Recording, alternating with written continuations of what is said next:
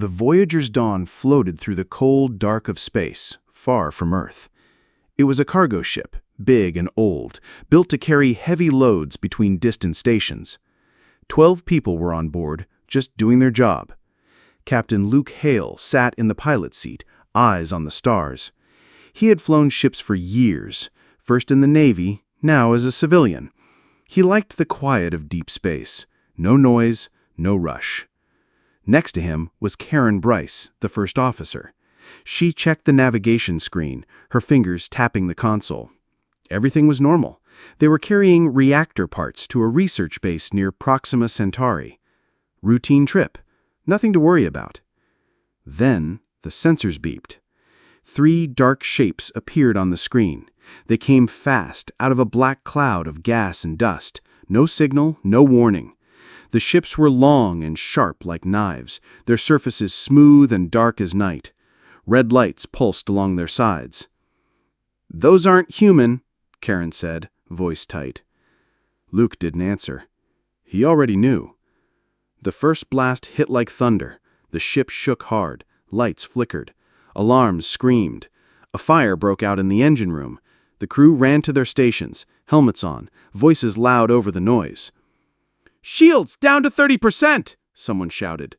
"We can't jump! Engines are damaged!" Luke held on to his seat. "Evasive pattern Delta." Karen pulled the controls hard. The ship turned, spinning away from the next blast. It missed by meters. But the aliens were fast. They moved like they could read the ship's moves before they happened. More hits. The hull cracked. Oxygen hissed from a broken pipe. One crew member was thrown across the room, knocked out cold. Luke looked at the screen. 3 enemy ships closing in. They weren't trying to capture. They were trying to destroy. "Why are they doing this?" Karen asked. "Don't know," Luke said. "But we're not dying here." He grabbed the comms. "Lance, how's the reactor?" Engineer Lance, young and quick, yelled back, "It's unstable. If we lose containment, we blow up." "Do whatever you can," Luke said. Then, silence. For a second, the aliens stopped firing. They formed a circle around the dawn, like wolves before the kill. But just as they prepared the final shot, the damaged reactor deep inside the ship began to hum.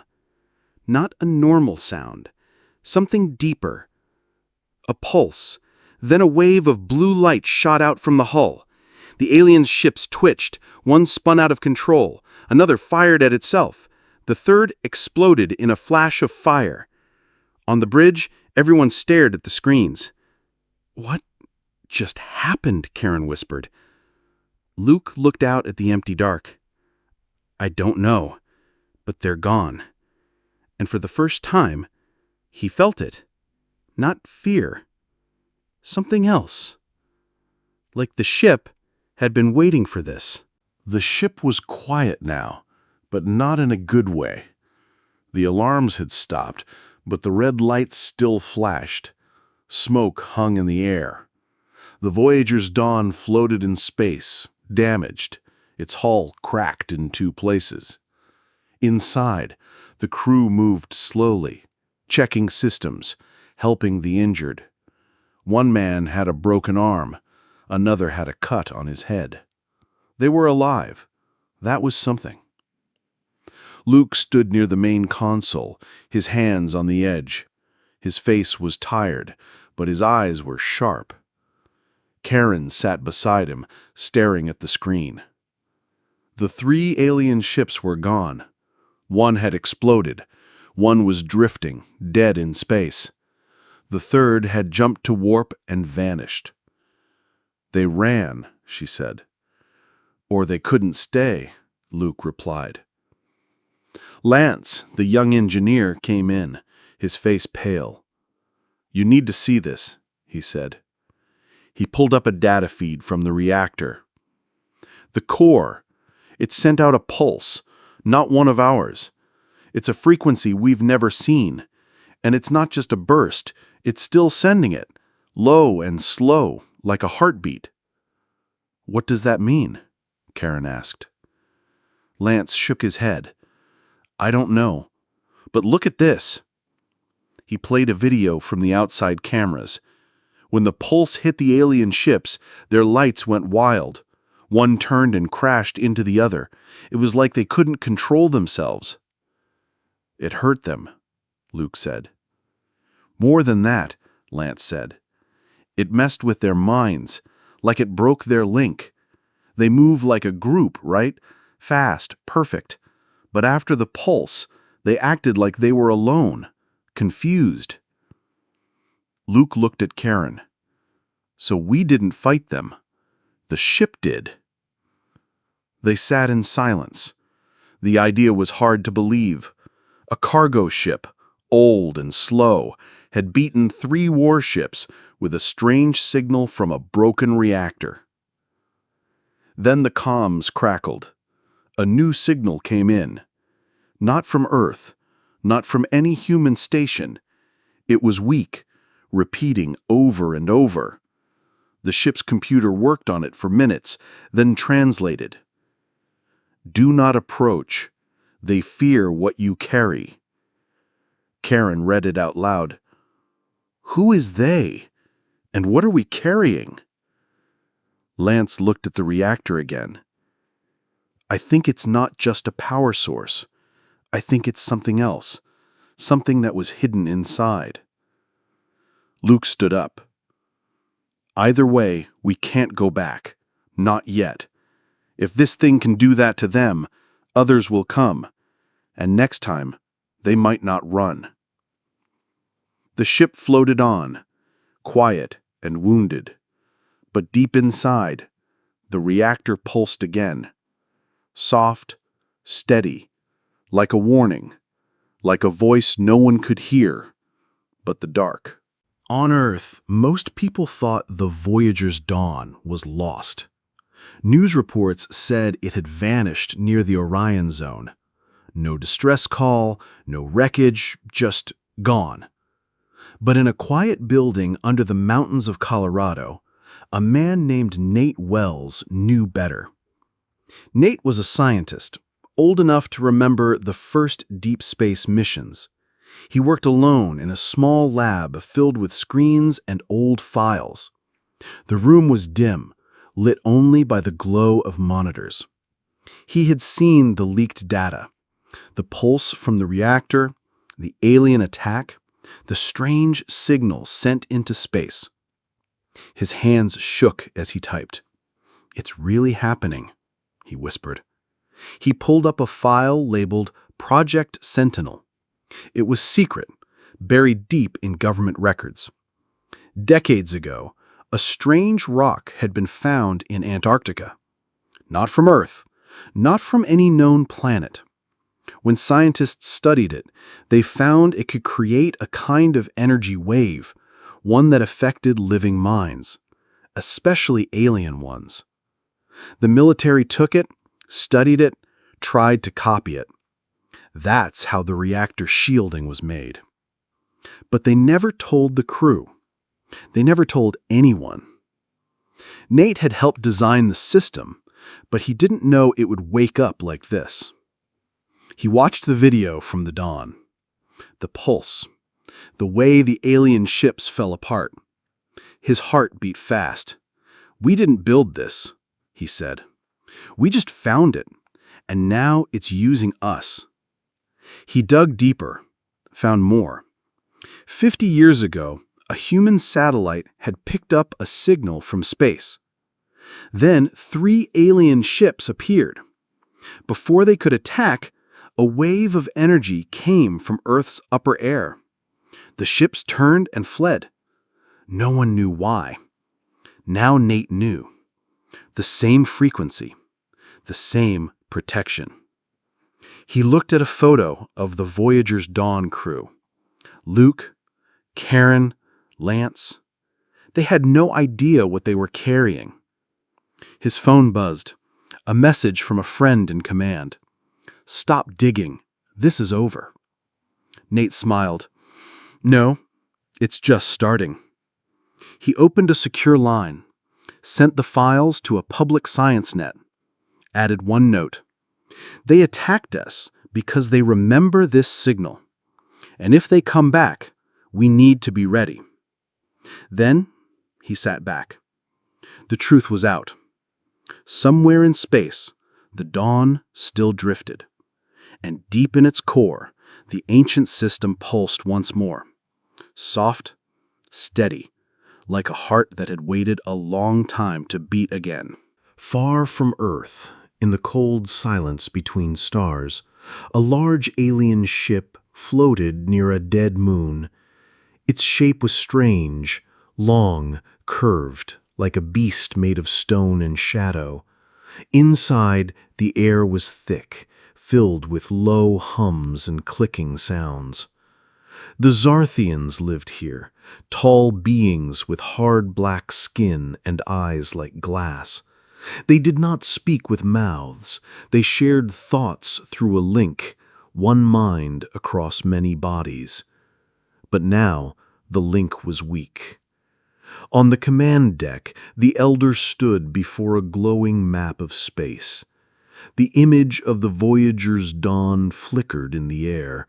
Around it, red marks showed where two of their ships had been destroyed. "The signal," the Elder pulsed into the shared mind.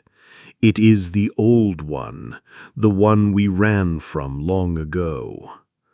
Fear moved through the room, not as panic, but as a slow chill.